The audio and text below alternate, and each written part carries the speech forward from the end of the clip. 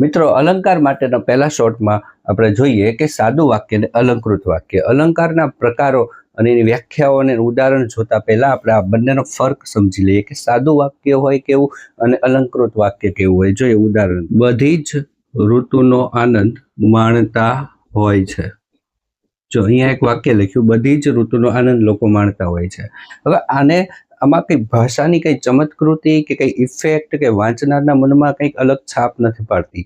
તો લેખક શું કરશે તો કે આને એક અલગ રીતે દર્શાવશે. કઈ રીતે? મોસમે માણી જાય છે. શું કીધું એને?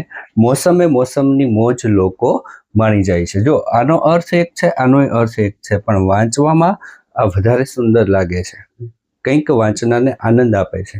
એટલે આ વાક્ય અલંકૃત વાક્ય છે. કેમ કે મનનું પુનરાવર્તન થાય છે, જેનાથી એક ભાષામાં એક રણકાર ઉત્પન્ન થાય છે મનો, જે વાંચનારને ખૂબ આનંદ આપે છે. તો મિત્રો, એટલા માટે ભાષામાં અલંકાર હોય છે.